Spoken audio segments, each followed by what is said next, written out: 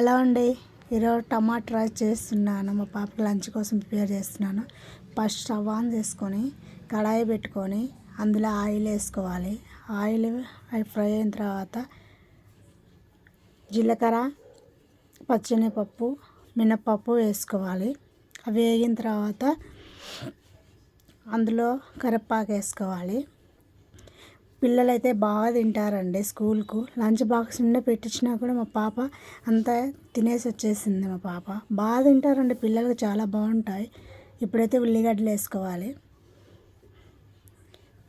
చూడండి, మీ పిల్లలు కూడా తింటారు, చేసుకోండి.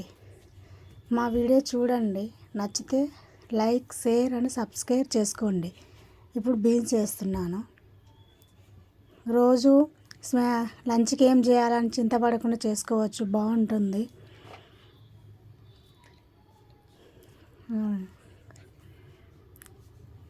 ఫ్రై చేసుకున్న తర్వాత ఇప్పుడు అందులో అవి వేసుకోవాలి.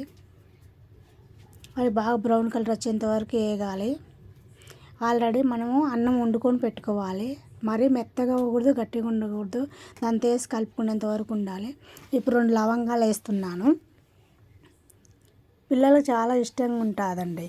ఇప్పుడు ఉప్పు, కారం, పసుపు రుచికి తగినంత, రైస్కి తగినంత వేసేసుకోవాలి. ఇప్పుడు అల్లం పేస్ట్ వేస్తున్నాను. ఆల్రెడీ నేను 2 టమాటాలు మిక్సీ పట్టి పెట్టుకున్నాను. ఇప్పుడు టమాటా పేస్ట్ కూడా వేసాను. అవి కొంచెం బాగా పచ్చివాసన పోయేంత వరకు ఫ్రై చేసుకోవాలి. ఆల్రెడీ టేస్ట్ చూసుకోవాలి, ఉప్పు కారం సరిపోయిందా లేదా మనకి అనేసి చూసుకోవాలి. అన్నం నేను ఆల్రెడీ చల్లార్చి పెట్టుకున్నాను. ఇప్పుడు అన్నం వేస్తున్నాను.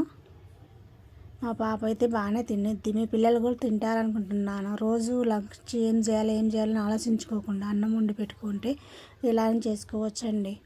చాలా టేస్టీగా కూడా ఉంటుంది, తొందరగా కూడా అయిపోతుంది. ఉదయాన్నే అవేమి మళ్ళీ కర్రీ చేయాలి, మళ్ళీ అన్నం వండాలి, సపరేట్ ఏం అవసరం ఉండదు. అది బాగుంటుందండి. చూడండి, ఇప్పుడు కాసేపు అంతా ఫ్రై అయ్యేంత వరకు కలబెట్టుకొని మా పాపకు లంచ్లోకి తయారు పెట్టేశాను. బాక్స్లో వేసాను. బాక్స్ నిండా పెట్టేసినా కానీ అంత తినేస్తుంది. పిల్లలకి బాగుంటుంది లంచ్కి. మనకు కూడా త్వరగా పని అయిపోతుంది. ఉదయాన్నే ఏం చేయాలనే ఆలోచన అవసరం ఉండదు. చాలా బాగుంటుంది.